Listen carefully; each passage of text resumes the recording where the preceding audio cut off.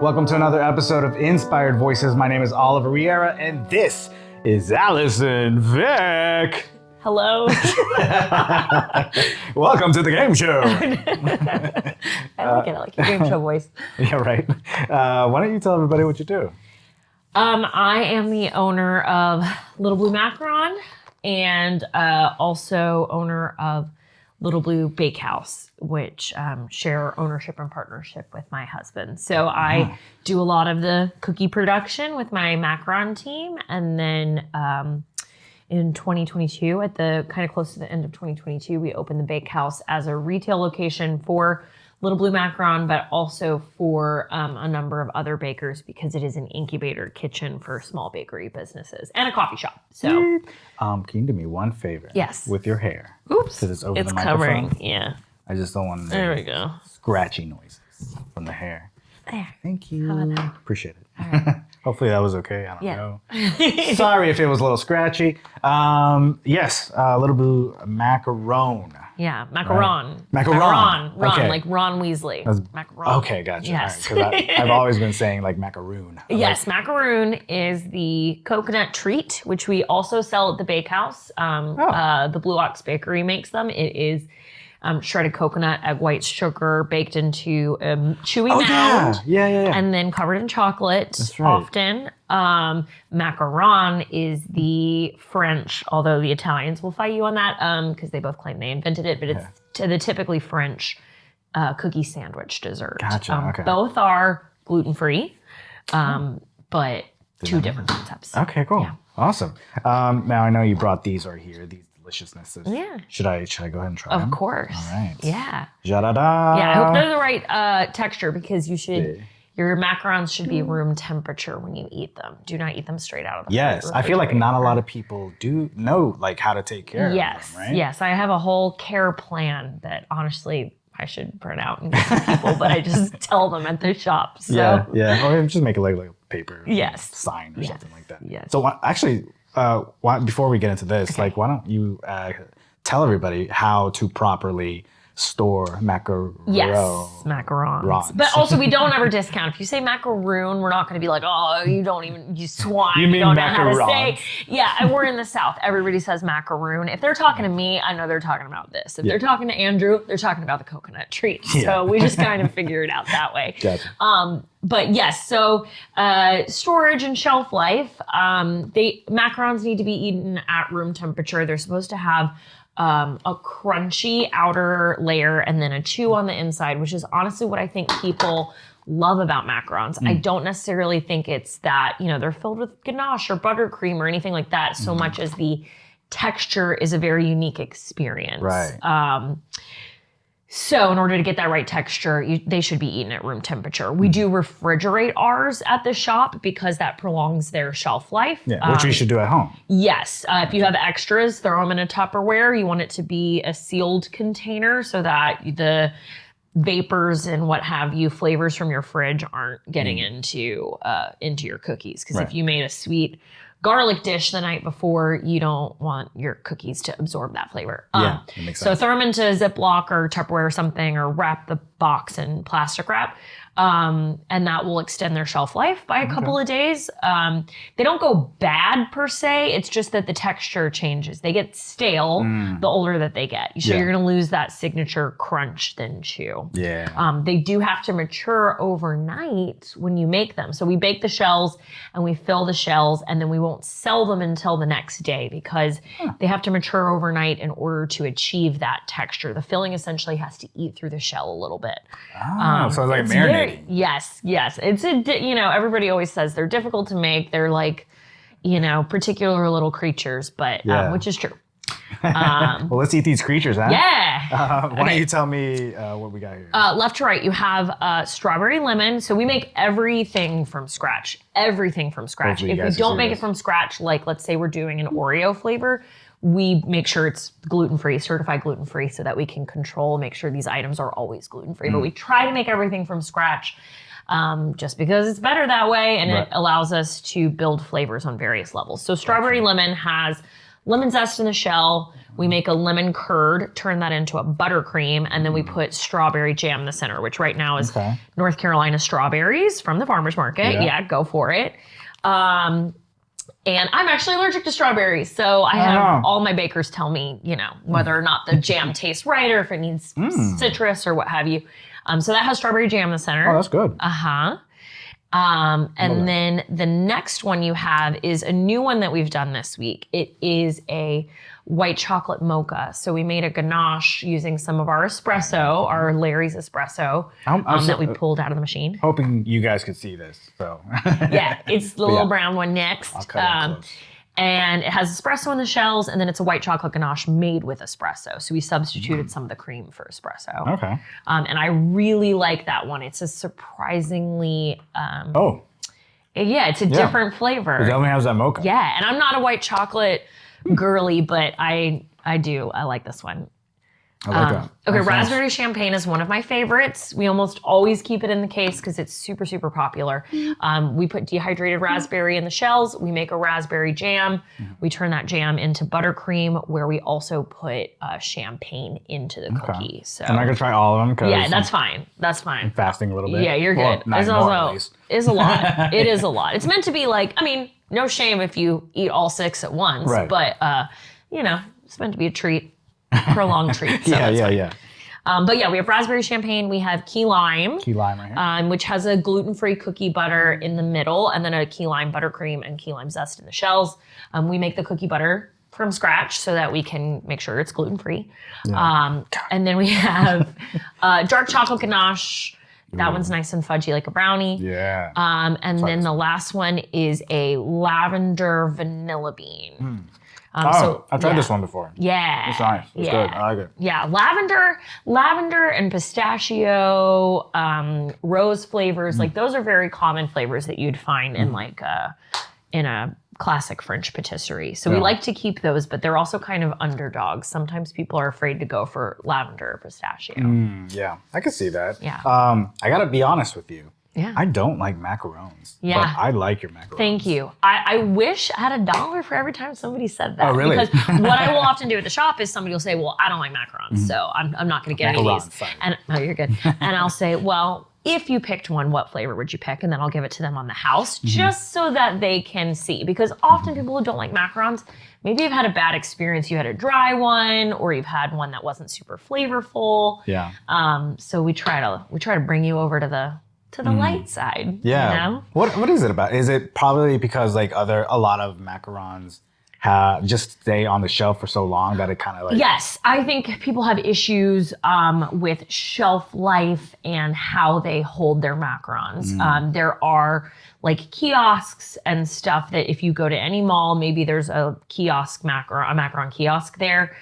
Those are held at room temperature, and so if they're not rotating through those macarons really quickly, the texture is going to change a lot faster than if they were refrigerated. Yeah. And when you're a really large corporation doing that and you have maybe several kiosks all over the place, it's hard to quality control. I mean, we're doing it on such a small scale at the bakehouse that it's very easy for us to cull macarons. So I will, after so many days, I'll do a texture test on everything, take out whatever I think is not good enough to my standards. And we donate those. Oh, nice. So Very cool. so they don't go to waste. Yeah, I like that. So let's see. So let's just start from the top, honestly. So where are you from? Raleigh. Raleigh. Native Raleigh native. Raleighite. Raleighan. I don't know what we are, but yes, I'm born and raised from Raleigh. Okay. How was it growing up in Raleigh? It was what it was. I mean, it's kind of just Raleigh, right? Yeah, just Raleigh. Yeah, it's how it is now. It's nothing crazy. It's nothing boring. Nothing wild. Yeah, nothing wild, nothing too boring. I had my dad's side of the family is from Pembroke. We're Lumbee. So it was, great going down there to visit all the time, and he's still down there now. And my mom's family is from Western North Carolina, so we would go there, but we kind of stayed within our North Carolina, vicinity. space. Yeah, more or less. Is you spend a lot of time on tribal land and stuff like that? Yeah. So the Lumbee tribe, it's rich and fascinating history, which I highly recommend anybody who's interested. There is a book by Melinda Maynor Lowry that is called Lumbee Indians and American Struggle. Yeah. And one second. doing Where's your microphone at? Oh, it's over Did there. it disappear? Can I move it real quick? Yeah, of course. I'm just gonna move it down so it doesn't disappear. There we go. Perfect.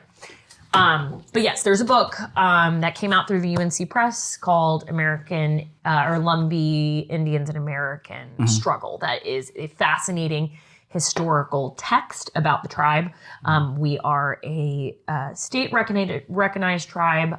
We are technically recognized by the federal government through an act, the Lumbee Recognition Act, but not a federally recognized tribe, and that the tribe doesn't receive actual standard benefits that other federally recognized tribes do. So that's because it came later on. No, the Lumbee tribe is a stalwart tribe that has been a part of the American history before colonial settlement. So Gotcha. it is more, it's very complicated. I don't want to mess up the exact history, but it has been a long battle for us to gain federal recognition from the government, and working with the Bureau of Indian Affairs and Yeah, I've always heard that. yes, it's a very, very, very rich history that I highly recommend people check out, because the Lumbee tribe is massive. We're a huge tribe. And there are several tribes within our state that are in our same boat, and we're all trying to achieve federal recognition, and we've been working on it for a really long time. And we're close, but it also feels kind of far away all the time too. But that being said, because we don't technically have tribal lands. Lumbees are spread out through a number of counties. Like Robeson County is, I would say, probably the highest concentration. Then there's Cumberland County, and then the counties in that general Sand Hills region. Yeah. But yeah, my family's from Pembroke, which is a very small town in the center of Robco, as it's called. Okay. So, all right. Yeah, I've been, reconnecting with my indigenous side, I guess you could say. Yeah. Right? So there's not too much information as far as the Amazon tribes and stuff like that. But which makes me want to connect with different tribes here as well, and just kind of be a part of the community somehow. Well, if you're interested, you can come with me. I am a member of Triangle Native American Society, and we have a couple of meetings a year, but we do events all of the time. But if you're ever interested, you're welcome to tag along to a meeting and talk to people. There's a couple of folks in the community that are video and audio production field as well. So yeah, I would like to. I would love to go to events and stuff like that. I think let me know. I'll let you know. All right, cool. Yeah. So anyways, born and raised. Yeah. Went to NC State. Yeah. So stayed in Raleigh even for college. Met Carl, who has on a previous podcast. Yeah. So I'll leave his Voices. I'll leave his episode down below for the people who are watching on YouTube. Yeah. But that's my husband / business partner / life partner / all of the things. Were you always baking, or is this something that's? Yes, I would say. I mean, I don't think I really got into a groove until college. Me and my friend Katie had an under the table cake decorating business, because it was at the time when Cake Boss was the show to watch on TV, and we were like, well, we can do that. So we would make these shaped cakes that are like giant cheeseburgers, or we did a Georgia Bulldog, and our friends and family would hire us to do it, and we would make them for $40, which They look like legit and stuff? yeah, I mean, they were nice. Yeah. They were pretty nice. All right. Yeah, I'll have to dig out the portfolio of photos. The Georgia Bulldog was the creme de la creme. I will say we did a wedding cake that was Really? beyond our wheelhouse of ability. Yeah.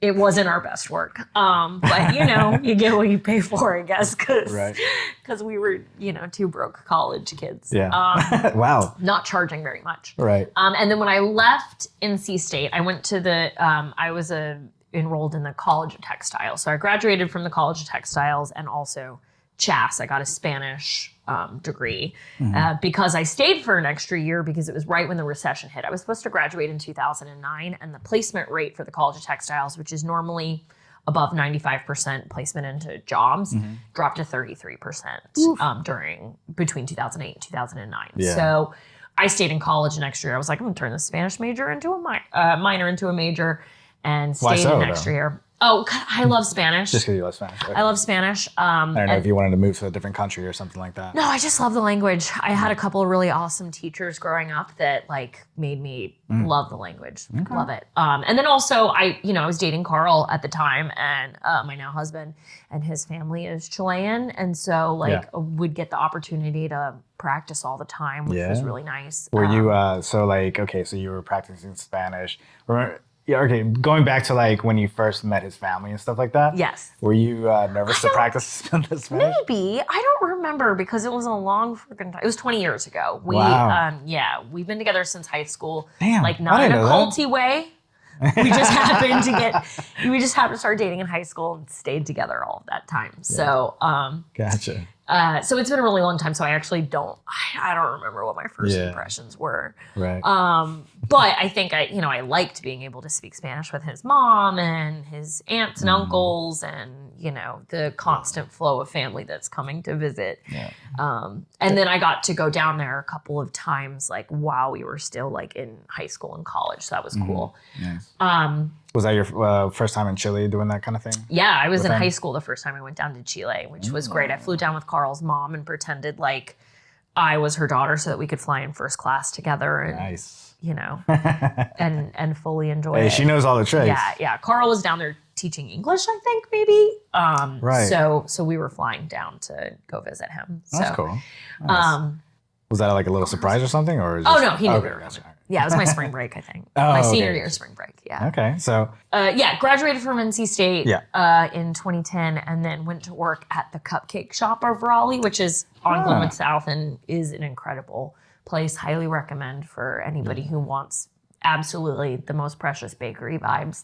It's just so sweet and lovely in there. Why that place though? I thought I wanted to be a cake decorator because of my under the table cake business. And they had cake decorating, and I just came in. This is so embarrassing. I came in with this 4x6 photo album of my portfolio of work that, I wish I could record that moment in time, like Black Mirror style, through my eyeballs and like replay it, because it's probably so embarrassing. The owner, Sarah Coleman, he took a chance on me being like, I can decorate cakes. And I clearly couldn't. But I kind of bopped around there between front of house and also helping doing some decorating and baking in the back. How was it? How was that experience? It was great. I learned I didn't want to be a cake decorator. Okay. Though. Gotcha. Yeah, I was like, I don't want to do this. I want to be in pastry. I thought I wanted to be in pastry, but I was like, I don't think I want to do cake decorating. And not because it wasn't a good experience. I just realized it wasn't something I felt very passionate about. I just did like pastry in general. And I loved the shop, it was the perfect example of like a woman-owned business kind of growing and thriving, and it had such a lovely touch to it, and it still does. Yeah. So it was a great first place to be. So what you didn't like about it, is it because of like the business side, or was it too hectic? No, I don't know. I can't remember. Nerve-wracking? I can't remember. Honestly, I don't know if I was around cake so much that I just was like, I don't want to see cake ever again. Because I still to this day, like, I don't love cake.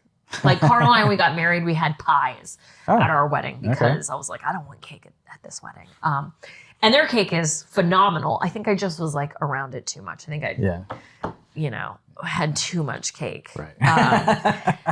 And I also just, I don't know. I felt like, I think maybe I thought I didn't have the patience for cake decorating, but now what I do requires also an extreme amount of patience. So I don't know. I don't know what made it that like I actually wake up every day and still love making macarons. Well, it's a little different, right? Because like you got these little circles and you're doing that. But it's like I have all these hand painted orders all the time, and I have these 3-dimensional orders where the cookie needs to look like Scooby Doo, you know, and these? Oh yeah. Oh, I didn't know you did. Yeah, take a look at the gram. I got all kinds of shapes. I specialize in like shaped macarons too. Oh, okay. So I don't know what about this lends more passion to it for me than cake decorating, but it just, I didn't know until later down the road that I was going to be passionate about this. So how long were you there for? I was there for 1.5 years, and then my parents were like, get a real job. Get a real job. You're working part-time at a cupcake shop, okay? You've graduated college. You have 2 degrees. Like, what are you doing? Go into the corporate world. Wait, Spanish and what else? Textiles. Yes, and textile jobs, they were hard to come by at that time. Can you explain a little bit of what that is? And so textiles is a wide field. And if I could go back in time, there was not a medical textile career path and degree path at the time that I was there, but they had said like, hey, we'll work with you if you want to like help us develop this, because that is something I was really interested in. Medical textiles are fascinating, but there's textile technology, there's polymer color chemistry. Gotcha. There's a billion ways you could go into the textile field and focus your career path. I was brand management and marketing. So I was in the apparel sector. And you wanted to do that? Yeah, I mean, when I went to NC State, I kind of was just like, I'll apply to whatever. Textiles sounded interesting. I went to an open house and I was like, this seems great. And I'm so glad I went there because it was a very close, tight-knit, no pun intended, college. And the instruction was incredible. And I still have a really good relationship with them today. So I last month did a whole bunch of macarons for a big event they were doing. So working with them in a completely different respect than I ever thought I would be. But when I graduated in 2010, the textile industry was hit very hard by the recession, particularly with outsourcing a lot of jobs. So there weren't a ton of options when I graduated. I did a couple of interviews. I had an offer to go to Cabela's in Nebraska, but I was like, I'm not going to Nebraska. So beggars can't be choosers ultimately, but I just ultimately didn't enter the field. I got a job through a company that I had studied abroad through while I was in college. It was essentially an international education third-party provider for students who want to go on certain study abroad programs that maybe their university doesn't offer. So Carl and I both moved to Austin, Texas in 2011 so that I could work there. And then he did his master's at St. Edward's while we were there. Okay. And I worked in that field for like 3.5 years on Spain and Morocco programs. Doing what? Well, I started as a site specialist for Barcelona programs. So I would be like, anytime the students had questions about our programs, and I would help arrange their housing and get them enrolled in classes. And I processed Spanish visas through the San Francisco and LA consulates, which was very interesting because you got to go in person. So that was cool. But then I switched to being a program coordinator for custom programs, which is like, let's say Arizona State University, which was one of our big ones, would come to us and say, hey, we want to create a program on sustainability and we want it to travel through northern Morocco and Spain and we want it to be 11 days in length. And then they would market the program as their own, but essentially we would build the program and use all of our infrastructure because we had people on the ground in all of these countries where we had programs. Yeah. We would build the program and utilize all of our people and our infrastructure, and then they would market the program as like an ASU run program. And then they would send their professors along with a certain number of students, and we'd take them through and then get their feedback. Like travel agents. Yeah, kind of. Yeah. For custom programs, it was like that. Yeah. For the rest of our programs, there was a a recipe that you follow for how you set up a study abroad program. And those were already built by the time I was there. They just needed somebody to help coordinate between the students being here in the US to when they finally leave. And then they're in the hands of our team on site. And then they come back and we get all their feedback, try to improve our programs that way. Field questions from parents while the students are gone too. Or if there's like any incidents or something like that, you know. Damn. Yeah. You must like, that's a great information to know, especially if you want to travel and stuff like that. Yeah, it was a really cool experience. I would say it very much honed my skills in customer service. Because it was a lot of talking on the phone. Especially with parents. To all kinds of people. Yeah, some that are super excited or some that haven't done any of their work and you're really coming down on them, to, you know, people who are disgruntled because they didn't get their housing assignment that they wanted, you know? So it was really like, it gave me a lot of great customer service that I can still implement today, which was nice. Yeah, absolutely. But after doing that for 3.5 years, I completely switched gears at the urging of a friend to go into the pastry industry. And so... What do you mean? I took a job. So I had one of my best friends at this place that I worked at was like the resume professional, and had said, hey, I want to apply to this job for you. I think you should, I found a job that I think you would like. Really? And why is that? And why does she think that? Well, because she knew that I was really passionate about pastry stuff, and she can see what people should be doing. Like that, she has a gift for that kind of like thing. Your eyes light up when you... Yes, gotcha. She can see. And so she pushed me into auditions, not the word. I had to do an in-person recipe to get this job with Whole Foods in Austin, Texas. They have their flagship store there. So they have a massive catering operation that's separate from the store itself. It's like built out of a ginormous catering warehouse, more or less. Or it was when I was there. I don't know if that's still the case. But I took a pastry cook position on their pastry team. Wait, hold on. Yeah, go ahead. So when you had to make that recipe, pastry cream. Yes. Did you practice beforehand? Yes, I was given the recipe and I practiced a lot before. Oh, so you could do it at home and then bring it in? Oh, no. Okay. You had to do it in person and show that you know how to. And they're just like watching you. Do it, which I had never made a pastry cream before, and so I practiced like 5 or 6 times to make sure that my pastry cream didn't go like eggy on me. It can get the texture of like scrambled eggs if you overcook it.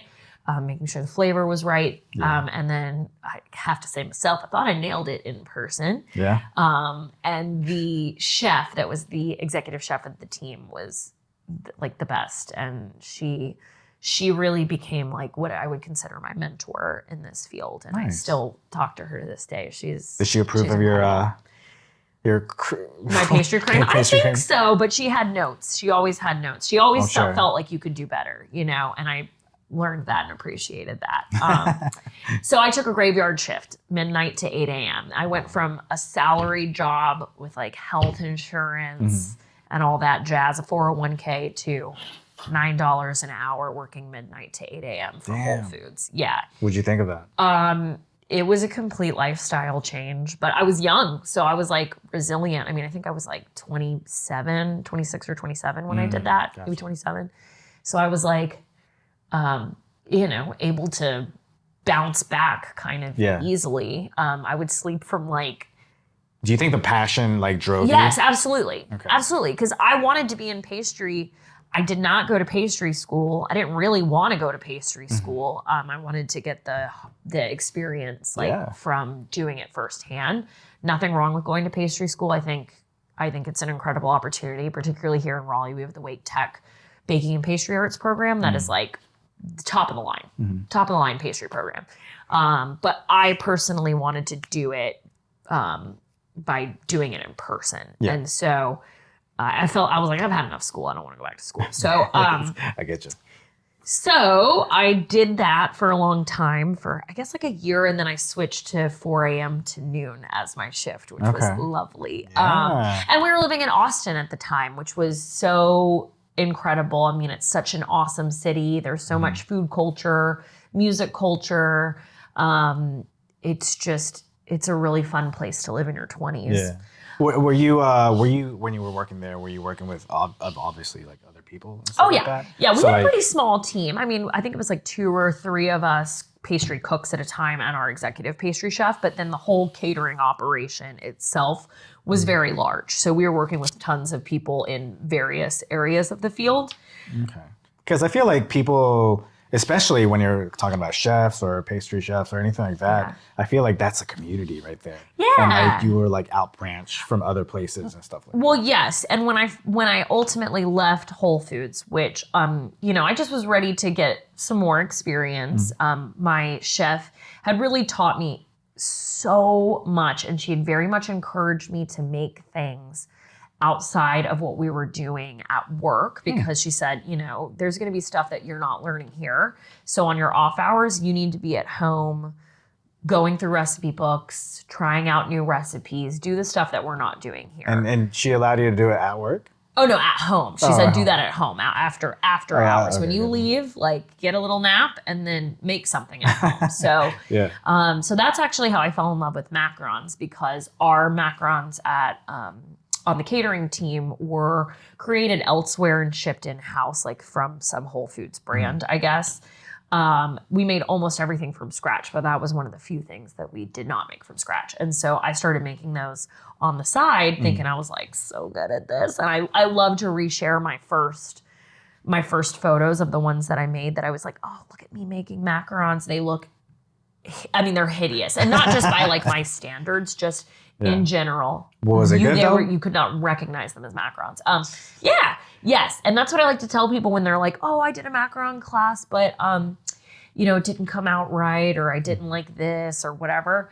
I like to tell them, it doesn't really matter what they look like when they come out, because typically texturally and flavor-wise, they'll be right. It's just, they might be lopsided. They might be ugly, Right. But it's easy to nail the texture. It's hard to get them attractive. Why did you try that then? I don't know. I don't know what it was. I just was like, let me try it. Yeah. And then the French. And then I kept trying to nail it. Oh wait, no, it's French, right? It is French. However, so the Italians claim, it's a fact, they came up with the cookie itself, which the cookie is a mix of almond meal, powdered sugar, egg whites, and then refined sugar, because you make a meringue, you fold it into your batter, essentially your dries. And the cookie essentially is like a meringue, but with almond meal added to it. The Italians invented that cookie. The French invented the concept of sandwiching the cookie with a filling in between. So the French like to say they invented the modern day concept of the macaron, but the original idea is Italian. And there's 2 different methods of making them. There's the Italian method and the French method. And I use the Italian method, which is where you pour a hot sugar syrup into your meringue as it's beating to incorporate your sugar.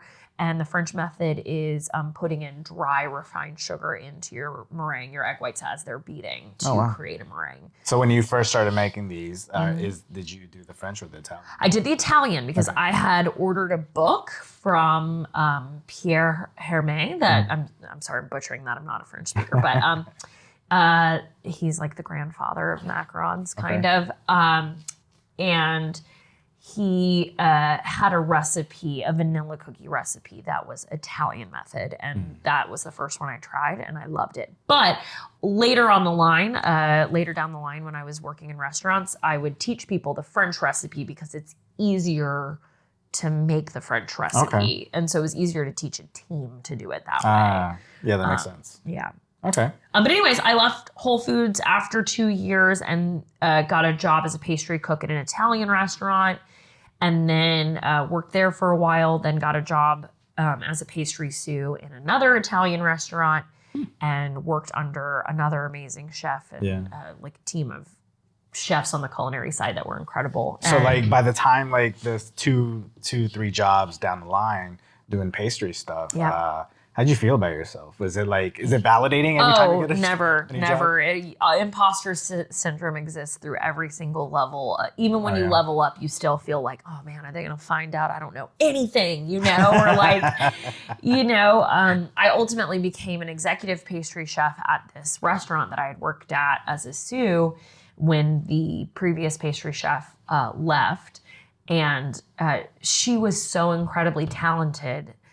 And it was such a pleasure to work underneath her that by the time I became the executive pastry chef, I was like, is everyone here going to know that I'm like not good enough for this job? I'm a phony. I'm a phony. I still felt like it, even though I'm proud of everything I achieved while I was there. And that was one of my best working environments. It was incredible. It was like a restaurant where everybody felt like family and truly you were treated with like respect and paid for your value. It was a lovely experience. But man, how did that feel when you got that? That's a big deal. It was a big deal. But I still look back on it just being like afraid to tell people that I was this executive pastry chef, or like afraid to use that title because it's like I've only been in the industry for so many years. I didn't go to pastry school. I just was afraid to tell you didn't go people. The traditional route. Yeah, I was afraid to tell people like, oh, I'm an executive pastry chef when like it feels like you're still a small child just playing in your mom's kitchen. Did it feel like you were boasting or something like that every time you would say or being afraid that people would find out like, oh, what if she's just kind of like she's just this ditzy girl. She's just making these rustic desserts, and instead of something super fancy because I didn't have that experience. So a lot of what I created was a little bit more rustic. At a certain point at that time, did you like look back at what you can do then versus now kind of thing? Yes. Because that would help like validate that imposter kind of thing. Now I would say I'm too busy to think about the imposter syndrome, but it still creeps in. I mean, I was telling you earlier that I was judging this plated desserts contest for the Wake Tech pastry program this morning, and I'm there with 3 other folks from the industry, from the pastry industry, and everyone had all this beautiful feedback, and they could identify all of these components that some things I've never even worked with, like I'm not skilled in entremet, but I mean, I know what it is, but I'm not out here making it right now. And I never really did. And so sometimes you just, even sitting there with people who I would consider my friends in this industry, I still feel like a little bit of a phony, With the other judges that were there and stuff like that. Or I'm like, are they going to know that I like don't know what this milfou is? Because I was like, what's this granola on the bottom of this? Well, that kind of reminds me. Entremet, and they were like, it's milfou, which is, 1,000 layers of this thing. Anyways, they knew what it was, and I was like, I know what it is, but I couldn't identify it. I'm like, they're gonna know. But then I have to tell myself, like, just because that isn't my wheelhouse doesn't mean I don't deserve to be sitting here. Yeah. But it's not just that, though. That reminds me of like America's Got Talent or something like that, right? So you got these judges that don't know how to sing, they don't blah, blah, blah, right? But they do know talent. Yeah. Right? Because they're at a particular level. And that qualifies them. Yeah. So you're at that particular level in your life, in the business. I hope field. So. Yeah, absolutely. But for everybody out there, imposter syndrome still rages even with somebody that you may look up to as like, wow, that person's really nailed it. They're really like out here being the best they can be, and look at what they're creating. They're probably dying inside of imposter syndrome too. So I just think it's an unshakable feeling, but the busier you get and the more projects you're doing, the less time you have to think about that kind of stuff. Yeah. And as you don't compare yourself to other people constantly, which is the most valuable life lesson in aging that I have found, is stop comparing yourself to other people. Yeah. Which a lot of people know that, but like to really experience it. And it's a lot harder easier said than done. Yeah. Especially with social media, the way that it is. and especially as people enter your same field or your same space that you feel like you're operating out of, it's very easy to want to go on the defensive first. But I have found it to be so much healthier to open up the doors to all those people and like just we'll make room for there to be enough for everybody. You got to think about it too. Like you were an executive pastry chef and people below you were like, oh man, my work compared to hers. Like, stuff like that. Yeah, true. It's true. Yeah. But, so you were executive pastry chef for how long? Maybe a year and a half at this restaurant. Okay. And then my husband and I had our son, George, in 2018, early 2018. Okay. And at that time, we said, okay, we're going to move back to North Carolina. And so I stopped working there, regrettably, because it was such a wonderful experience, but they understood. Would you consider an executive pastry chef like the highest level? For pastry. For pastry? Yeah. Okay. Yeah. Okay. For sure. Moved back here, and I did not want to go back into the restaurant industry because what I had in Austin was like a gold mine. I worked from 7 a.m. to 3 or 4 p.m. on Sunday through Thursday or Monday through Friday or Tuesday through Saturday, just depending on what the schedule was like. But I almost always had 2 days off in a row. I didn't have to work evenings unless somebody called out. I had to work a double, which is fine. That just happens. But I didn't want to go into the restaurant industry because I wasn't familiar with it anymore in Raleigh. I had been gone for 7 years in Austin. And I wasn't sure I'd be able to find something where I could be at home with this newborn as much as possible. So fortunately, Carl had a full-time job that was like supporting us during that time. Nice. And so I was able to stay at home with George until he was like 9 months old. And I was able to... Was that like a difficult talk to have?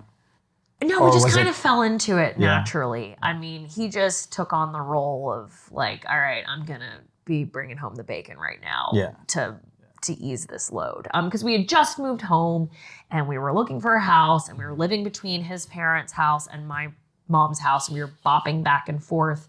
We moved home at the end of April and we found a place and moved in at the end of August. So like several months where we were, living between our parents' homes, which we were very privileged to be able to have a place to come back to and have family that said, yeah, sure, come on in. The two of you guys and a baby, you can live with us for a while. Yeah. So that was really, really nice. And then once we got into a more stable place, I was like, well, I'm passionate about making macarons. That's what I actually care about.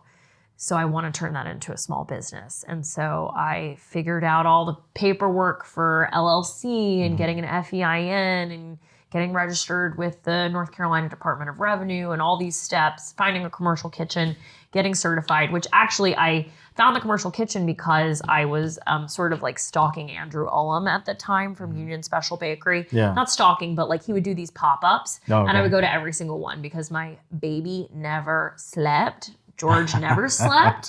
He would sleep teeny tiny little chunks. When they tell you babies sleep, it's a lie. It's a lie. Some babies sleep, not all babies.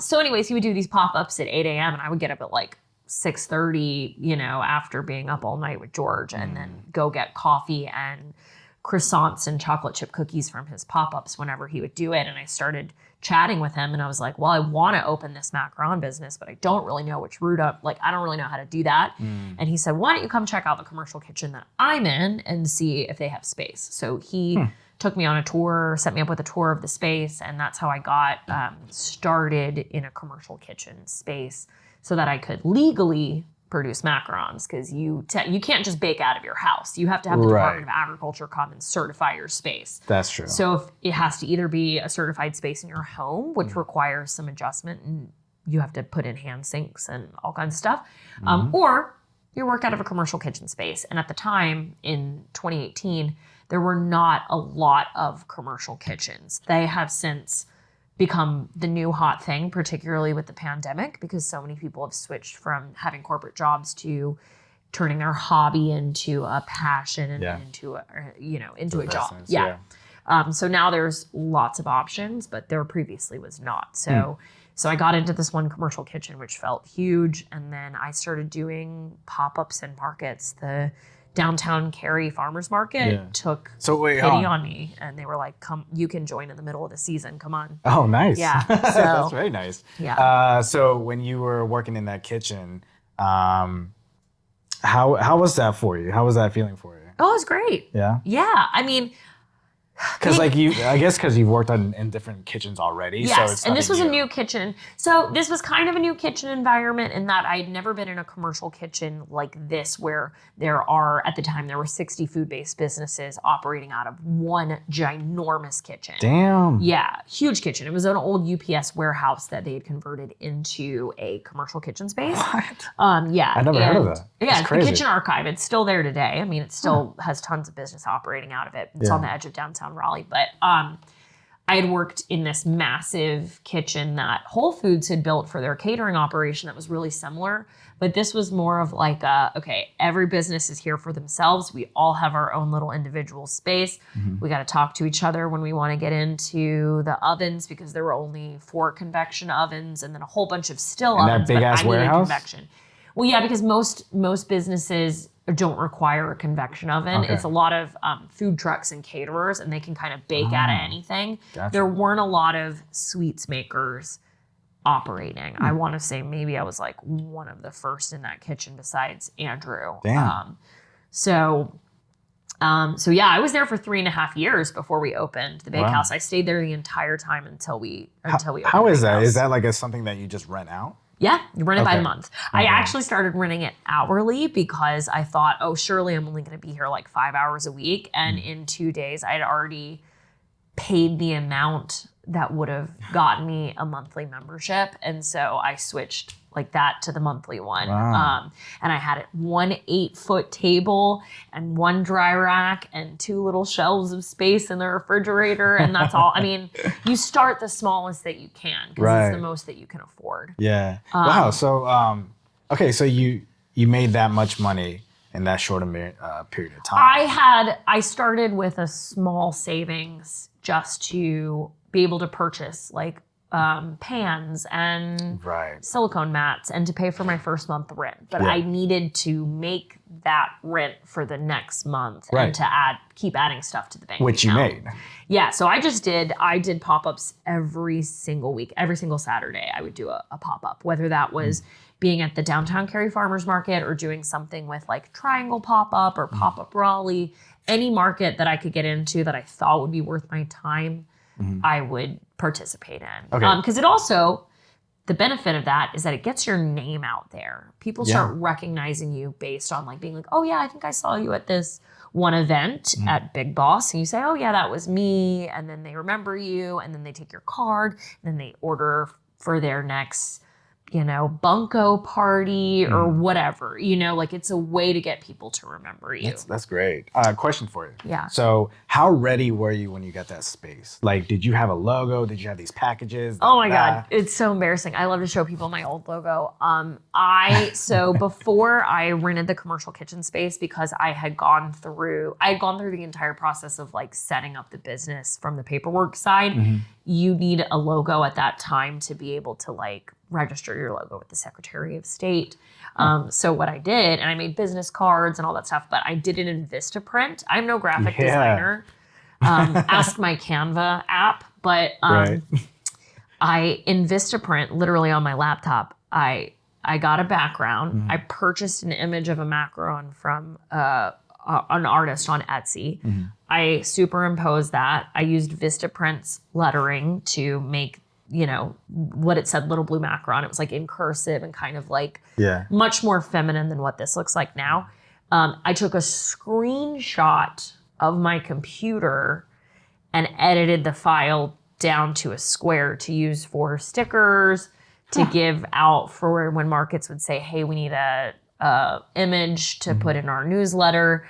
I'm sure it was terribly blurry and the worst image that you could possibly get because it was a screen capture of what I was building in Vistaprint. But it worked for like 2 years before we rebranded. So So you had the Little Blue Macaron from the start, like the name and stuff like that. That's how you're going. Yep. Actually, this is also a fun, embarrassing story. I was going to name it something else. And all of my friends and family were like, that name is trash. And I'll tell you what it is. I literally bought the domain name. That's how set I was on this name. I was like, this is the name.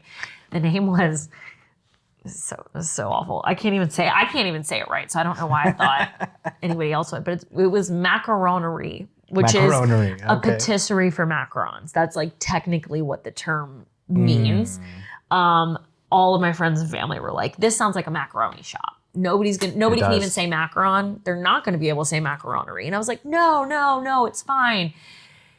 But their distaste for it started like eating away at me. And I was like, you know what? Maybe they're right. I got to change it. And so I can't remember exactly how Little Blue Macaron came to be. I think Carl was helping me spitball ideas, but our son George had these like violently blue eyes, which is a recessive gene from both my mother and Carl's father. That we both have. I have hazel eyes and Carl has brown eyes, and George came out fair skin with just White Walker blue eyes. And then also thinking about how, like, even though I'm an NC State alum, Carolina blue is such a color for our state. That's true. It's such a color that our state identifies with. So we were thinking about, like, the color blue, like George's eyes, like North Carolina. So Little Blue Macaron came to be that way. Interesting. Yeah. That's very interesting. Yeah. Okay. So let's see. You got the space, but before the space, you got the name, you got the logo, all that stuff. And then you were working pop-ups everywhere. Yeah. Was it difficult to get into the pop-ups, or was it fairly easy? Yes. At first it was difficult. Farmers markets are very hard to get into if they're a super well-known market. And I'm not talking about like the NC State Farmers Market. I'm talking about like the mini ones that pop up every single weekend in certain places that you're accustomed to. Very hard to get into off season. I started my business in September and October of 2018. And that was right at the tail end of the first half of a farmer's market season. So when does it start? A lot of them start like April and then end in December and take a small hiatus. Oh, wow. Or some may have a fall market and a spring market and then not have a summer market. But either way, I was applying at a weird time, and I had several markets say like, absolutely not, like reapply for spring 2019. Like I said, the downtown Cary Farmers Market was like, come on, we got you. Like, come on in, They're like, you can be a guest. Be a guest pop-up, and then you can apply to be a full vendor next time. As a guest, I just contacted them and just said, like, hey, I'm doing this. Yeah. And I was like, I really want to be there. And that became like my stalwart market spot. It's still one of the best farmers markets I've ever been to. It's run by an incredible team that actually like really, really cares and has a lot of amazing vendors. I'll have to go to that. Yeah, you have to go. It's incredible. They have was that downtown Cary? Yeah, downtown Cary. They just moved. It used to be in front of the this like historic house, but now the house is moved, and now that the downtown Cary Park is open, they are often in that area, but they'll post on their Instagram the exact location if it ever changes. But Andrew from the Blue Ox Bakery is a regular there. They have farmers that have like full-fledged farms that also have mushroom farms. They've got soap makers. Anything that you could think of, they have popping up there. So what is it about, those pop-ups that make it difficult? Is because all you have to do is apply and then hope that you get it in. There's a lot of people applying to do this. And even at the time when it was a smaller amount of food-based businesses doing that kind of thing, it still was a lot of people. So there's competition. It's, I don't know how to say that. I don't know if it's like juried is the right way to put it, because there are juried markets, like other pop-ups that they weigh, how long have you been around? What is your product like against anybody else who might be applying for the same space? They can't take 2 macaron makers because that would be a problem in terms of competing sales. So they have to make a decision about who comes into the market. They don't want to have 5 different bakeries and nobody from who has vegetables to sell. Right. You know, like they have to have a balanced market. Do they tell you? Do they have a list of like stuff that they look at or anything like that? There's an application that has a billion questions, but I don't really know what their selection process is. And sometimes people will tell you, they'll say like, I've worked with Pop-Up Raleigh, which is another one of my favorite. They do monthly pop-ups at Trophy on Maywood.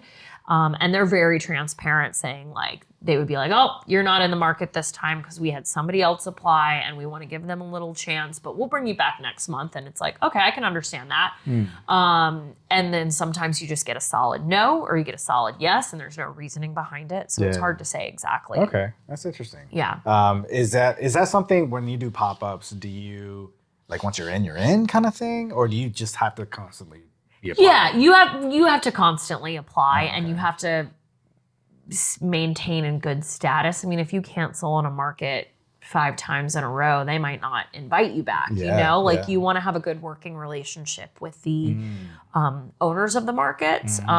But also, like, it doesn't feel as competitive as I'm making it sound, but it is like, I mean, you just, in general, as a business rule, you have to maintain a good working relationship with everybody around you so that maybe you're at the top of their mind and they'll give you a heads up, say like, hey, we're actually going to open a new market, or we're going to try something new in Nightdale. Would you be interested?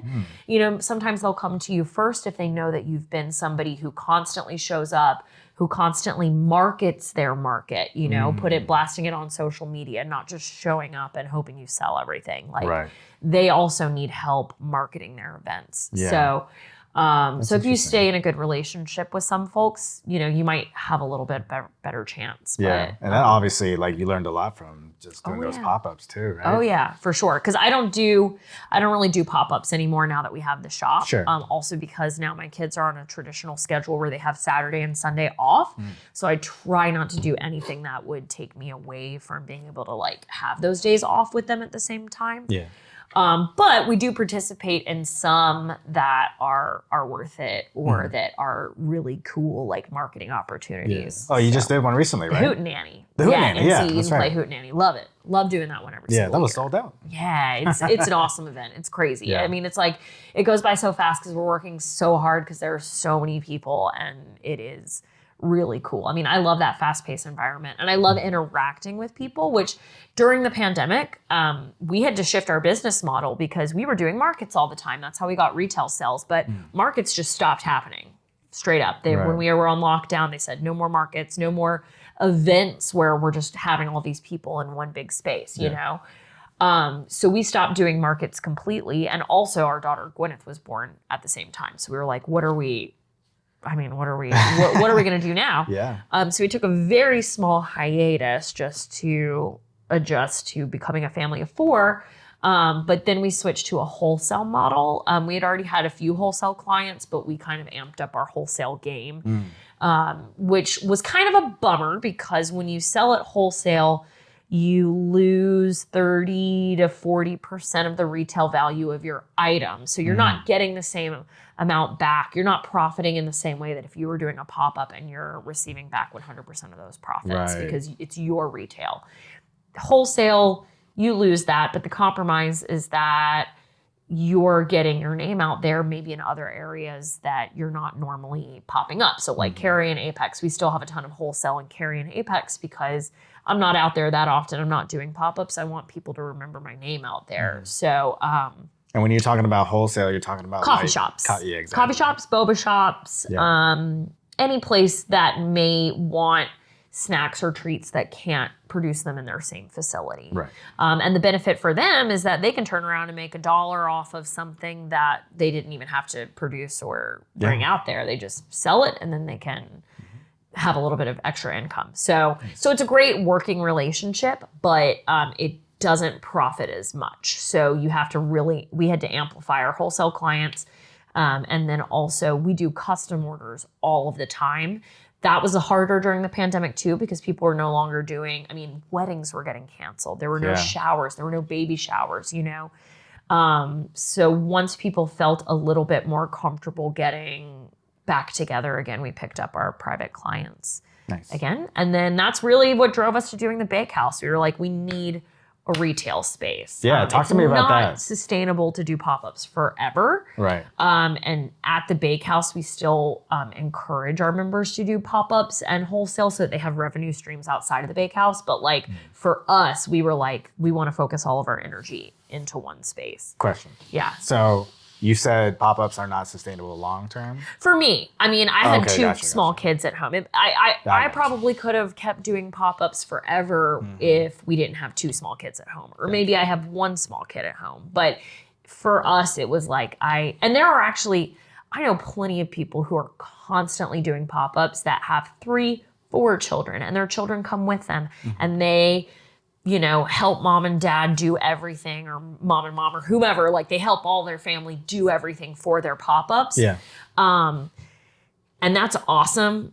I was like, I don't have the energy to do that lifestyle. I just don't. Yeah, you know, and I don't know. Maybe I could have in some other universe, but that life wasn't for me. I'm in awe of the parents who I see their kids tagging along with them at pop-ups, and their kids are usually so well behaved, or they're like the best little salespeople you've ever seen. Right. You know, you want a cookie? Yeah, and I'm like, oh, what am I gonna say? No. Yeah. You know? So it's great. That's great, and I have a lot of respect for those people. But it was not for me. Yeah, that lifestyle was not for me. So talk to me about when you first started thinking about the brick and mortar. So before the pandemic, we were considering this concept. And when I say we, I mean, Carl created the concept of Little Blue Bakehouse. This was like born out of his brain. I wanted to have a retail macaron store that also had coffee and like maybe was a little cafe. But I was a little bit unrealistic in that I just was like, of course people will come to that. You know, of course people will come to a shop that just has macarons. You know, and Carl was like, do you think there's nothing diverse happening there? He was like, I really think we should try to think of something that would have a diverse option. But I didn't want to make anything outside of macarons. I don't want to make croissants. I don't want to make biscuits. Yeah. You know, I just want to make macarons. And so Carl, you know, having worked with me in the kitchen archive and helping me, you know, with this business, was like, well, there are no commercial kitchens that are baker specific or sweet specific. And he said, what if you had a spot where it was a commercial kitchen, but you could also retail your stuff at the same space? Because while we were at the kitchen archive, while we enjoyed our time there and it really helped us grow our business, we were operating out of the back of a UPS warehouse. And so when people would come to pick up their orders, their custom orders, I'd be like, all right, turn off of Wilmington Street, go into the UPS parking lot. I know it's going to look abandoned. It's fine. You're safe. Keep going. Door's locked. Don't even knock on the door. You have to call me. I'll come out. I'll meet you. I'll put your cookies through your window. You know, it was very like never mind. I don't want any. My clients like got it, and they were very trustworthy. And the ones who were constantly buying from me like knew the deal. But it just became, I mean, it's so unprofessional. I don't have a place to really give you this product that shows you that I'm taking a lot of care with it. You know, you just have to trust that behind the curtain, I'm doing it right. So that's kind of this place too, right? Yeah, exactly. So I think about that too. And there's a lot of awesome people who will have that trust no matter what. But there were people that we lost clients because they're like, what do you mean you don't have a storefront? You know, so before the pandemic, we were already thinking of this concept. We were already looking at the space where we currently are now. We just hadn't signed any paperwork. We were getting kind of close to signing paperwork. Okay. But in February of 2020, we saw the pandemic coming kind of and said, well, let's just like pump the brakes a little bit. Let's not sign any paperwork. Let's just see what happens with this COVID thing. Yeah. Which was very disappointing because we were so close to signing a lease that it felt like this is finally happening. It the same place? Yes, same place. Wow. Yeah. Okay. And we were like, this is finally happening. And then it felt like putting a hold on a dream, kind of. Question for you. Yeah. Why that place? What made the location? Carl and I, having been in Austin, Texas for 7 years, we saw how the Alamo Draft House could potentially affect the sales of businesses that surround it. That is a franchise that started in Austin, Texas, and we saw it grow from 7 locations to it exploded all over the U.S. I mean, and I love the Draft House. I was like, I'm not moving back to North Carolina until we get an Alamo, and it opened 3 days before we moved back. And we bought a house in that neighborhood, not because it's the Alamo, but because it was in an area of town that's super close to everything. And the Alamo, I think that's why the Alamo picked it. That the Longview Shopping Center didn't have a lot going on in there. That Winn-Dixie, that the Alamo is currently, that's where the Alamo is. It was previously a Winn-Dixie grocery store, had already vacated years before. So lots of open space in that complex that was filled with nothing. So we thought, okay, if we can be next to the Alamo, we can kind of capitalize on that foot traffic as people learn about that movie theater and make that their favorite movie theater, hopefully. It's amazing. Yeah, it's amazing. It's a great, I still get surprised every time I go on the weekends. I'm like, why is this so weekends, filled? It's bread and butter every weekend. It's lovely. And we have a really good working relationship with the Alamo too. So it's like, it's really cool being next to them. And this is our neighborhood. We picked that space because we live right there. We knew that it was a coffee desert in that area. You either had to go into downtown Raleigh, and then you got to pay for parking or go on the weekend or whatever, or you have to go to the Starbucks at the end of New Bern, kind of on your way out to Nightdale, which, feels terrible every time you go to Starbucks. You're just giving corporate daddy your money. So sometimes you got to do it out of necessity, no shame, but like, I try not to go to Starbucks if I can help it, And so I'm surprised you didn't bring me any coffee. I got an old mocha in the car you could have that I drank half of, but after eating 18 plates of sugary treats at Wing Tech, I was like, I can't put anything else inside of my body. So my apologies. Also, I didn't think anything when I was going to get you a lavender latte, but I was like, I don't think it's going to make the drive if I got you an iced one. So. It's all good. But that's funny.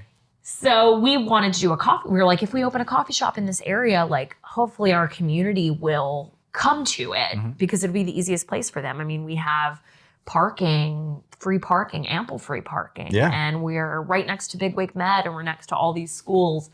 I mean, we thought it would be a good idea. But then the pandemic hit, we put the brakes on it. Yeah. Switched our concept to wholesale for a while. And then once things felt safer again, we resumed conversations with property management. Were you able to get the same building that you wanted? Oh yeah. Okay. Yeah. There were a few minor changes in that there was 800 more square feet than we'd originally accounted for. Wow. But we accommodated that change by saying, great, that gives us room for one more baker. We were only going to have like 2 or 3, maybe 2 to 4 including me. And then with the extra 800 square feet, we're like, all right, well, we'll make sure we got 5 businesses operating out of the back, hopefully. Yeah. And we had a few businesses, fortunately, who trusted our plan without even seeing it, that we had talked to during the pandemic, which was Bold Batch Creamery and Bit and Bakery.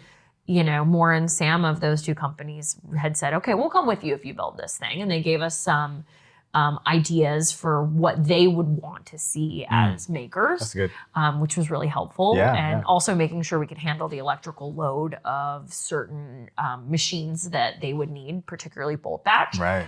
So that was really cool. They had a hand in kind of like helping create that as what I like to say, like the first members of Little Blue Bakehouse. But then we had to find people who would trust our vision without seeing anything. I mean, we had like walls up, studs up, trying to get people to commit to joining this bakery that they couldn't even see. An Angel from Boozy Bakes, she believed the vision, and so she's been there the whole time.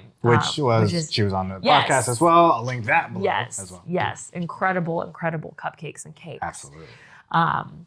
So we're very thankful to have her. And then so the construction of that. How long did that take? Was the flipping nightmare?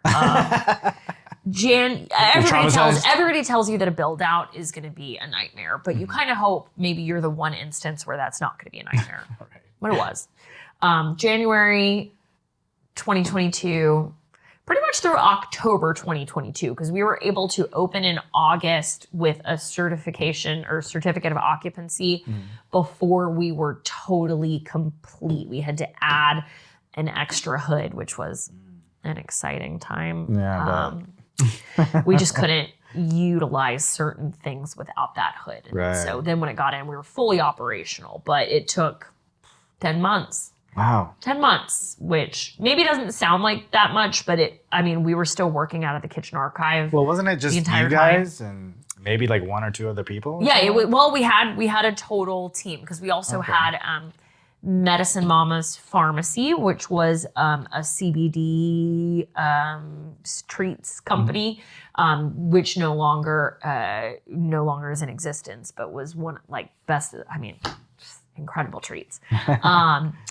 But we were all operating out of that kitchen and experiencing this new business all together at one time. It was new for all of us. We had never done a concept like this. I've never opened a business like that, like an actual brick and mortar. And so let alone with other businesses. Yeah, let alone with other businesses. So it was a huge learning curve. And it was hard at the beginning because people didn't know about the bakehouse. There's only so much also that social media is a huge blessing and a huge curse. It makes you think that if you just have this great following and this cool account that everyone will, maybe you'll go viral and everyone will come see you, but that's not real life. Yeah. You could have 8,000 followers and maybe 100 of them come by regularly. So we found pretty quickly that word of mouth and organic marketing, talking to people in the community and really trying to make connections with the folks who were coming in, is what made more of a difference getting people back into the shop. So those first couple of days that you were open, not days, I'm talking weeks and months.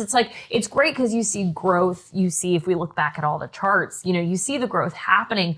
But there were days when it felt like, oh my God, is somebody going to come in? I hope somebody comes in. I hope somebody comes in today. It's nerve-wracking. Yeah, and then your benchmark for how many sales you'd like to see that day goes from, I want to see 500 in sales to I want to see 600 in sales. I want to see 700 in sales. And it keeps growing as more people are coming back and making your space their regular spot to get coffee and treats. But it's still nerve-wracking, but back then it was terrifying because Carl and I still feel, of course, extremely responsible for the success of the other businesses in that space. True. We do as much as we can to help them understand how to be successful in their own right and take it into their own hands. We cannot force anybody to be active on social media. We cannot force them to constantly rotate items in their case, but we can tell them, look, these are things that we've found super successful. Here's our experience. Let me help you with XYZ and try to help as much as we can, but we can't force anybody to take their own business into their own hands any other way than they're gonna do it. Well, at a certain point, it affects you guys.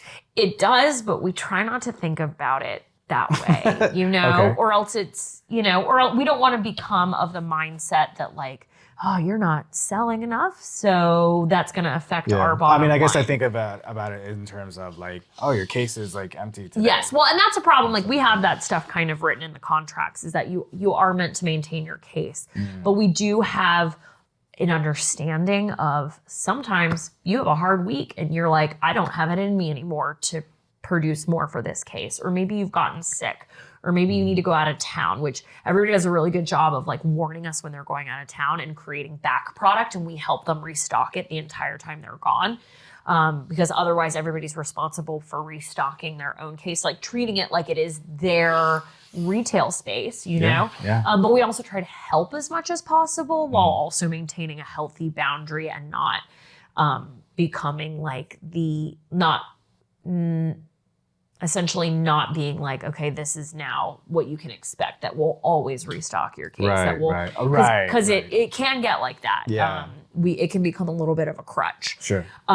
So we try to maintain a healthy boundary, but help as much as possible, because we want to see these businesses thrive. Yeah. It feels like if they're not thriving, we're doing a disservice to them. I mean, the point of Little Blue Bakehouse is to be a stepping stone for these small businesses to grow in whatever way they want to grow, whether that's like they're trying to get to their own brick and mortar, or maybe they work for a while in this retail setting and then decide, I don't think this is for me. I don't want to produce at this level constantly. Because if you open your own brick and mortar, the production level is going to be way more than what we're even doing at the bakehouse.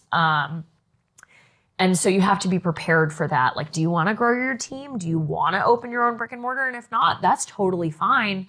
Maybe you want to scale back and just start doing like sticking to only pop-ups and you don't want to do a retail space. And that's fine. Like, we want to help people on their journey to determine how to grow without them having to commit to their own brick and mortar, which can be financially devastating if it doesn't work out. You guys got a beautiful kitchen though. Thank you. You really do. Thank you. And I love the fact that you could see in the kitchen. I stole that concept from the Cupcake shop of Raleigh because that was one of my favorite things about working there. Either side of the kitchen, whether I was in front of house or in the back of house, I could see out. And I thought that was like really special. And I felt like it made a really lovely connection for people coming in to go like, oh, this is actually made there. I mean, who doesn't love the Biscuitville biscuit window? Where you watch the grannies making biscuits. It's like, you're like, oh, these were made today. I love this. Yeah. So we want people to be able to see the operation. And when we explain it to them, we want them to be able to see it without having to take them into the kitchen. And I also, my main table is right there at the window. So I can literally clock when somebody has walked in and they've never been to the bakehouse before because they have a very specific look on their face. So I'll go, oh, we got a newbie. And I'll go out there because I want to like make a connection with these people. I want them to see that like it is us running this place. We are not this like megacorp running this bakery operation remotely. We are Carl and Allison and our store manager Keisha and all of our front of house staff and all of our bakers in this space, like working together as a community to serve the community specifically. I could feel it. Yeah. Every single time I go in there, I feel the community. Yeah. And it's awesome. Thank you. I hope sometimes we don't know from the outside how it feels. Yeah. We feel it from the inside. But it's nice to hear that you get the vibe. Yeah, absolutely. So that not only do you have 5 businesses in there, but you also have like you get your coffee some other place, kombucha. We try to get everything as local as possible. So our coffee program is run by Larry's, which we shopped around. We looked at black and white. We looked at counterculture. I mean, there's so many amazing roasters. And now there's tons of even like more micro roasters like Bad Cat and Blackology and Little Waves out of Durham. There's like all of these really cool roasters and small businesses that are in that coffee field. But we ultimately went with Larry's because visiting and touring their facility, like just, it's like we were warped back into Austin. The whole thing feels very like, Austin-y. We kind of wanted to bring a part of that to Raleigh because Raleigh's growing that way. It's becoming bigger in their food culture. We're trying to make ourselves more interesting. We're growing at this clip and we want to make it an attractive city for everybody. And ultimately, the small businesses are what's going to make the city attractive, not having the same not franchises, but like the same businesses, corporate businesses operating on every single corner. And so I really hope Raleigh continues to invest in small business futures in the city. That's going to be very important. Yeah. But having said that, so Larry's is our main coffee program. They helped us set up all of our espresso and everything, but we do a quarterly rotation of a smaller roaster. We've done it once so far. We've got 2 more in the line. And that's where we run our drip program off of a smaller roaster in the area. We did it with Little Waves. We're hoping Blackology is our next one, and then Bad Cat after that, hopefully. And we will be able to sell their bags out of the front. We have Dusa. For them, that's wholesale. Yeah, it is wholesale for them, exactly. We have kombucha from Dusa, which is the only Latinx-owned kombucha company in the area. Which I've tried, and it's delicious. God, it's so good. We haven't even switched the flavor because the flavor is so incredible. I mean, I don't know if you guys have had kombucha before, but a lot of times people don't love kombucha because it can be very sour.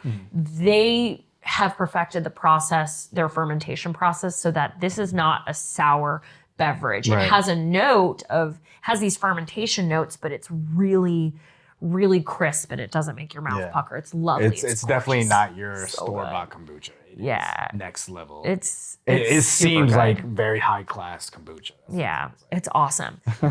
We've started making all of our syrups in-house for the most part. Nice. I don't make hazelnut in-house because I'm not trying to buy hazelnuts at the cost that they're at. But we do, lavender syrup, brown sugar syrup, anything any of the specials that we come up with, which is actually like our store manager, Keisha McQueen, is in charge of our beverage program, and she's constantly coming up with ideas and concepts. So she made this pistachio syrup that has been so popular that now we have to add it to our permanent list because we have so many requests for it. So, so we have a really cool beverage program, which is something that I try to, when people are like, what's the one takeaway we want from Little Blue Bakehouse? I'm like, come to us for coffee. Yeah. The coffee program or beverage program, because we also have in-house made lemonades and all this other stuff, carbonated water beverages. That is what we use to help fund the employment of our staff. I didn't know that. Yeah, so we have a consignment fee from our bakers, which Carl may have talked about a little bit. It's not anywhere near wholesale because otherwise that wouldn't be a profitable business prospect for any of the bakers. Right. But we do have to take a small consignment fee because we... Sure.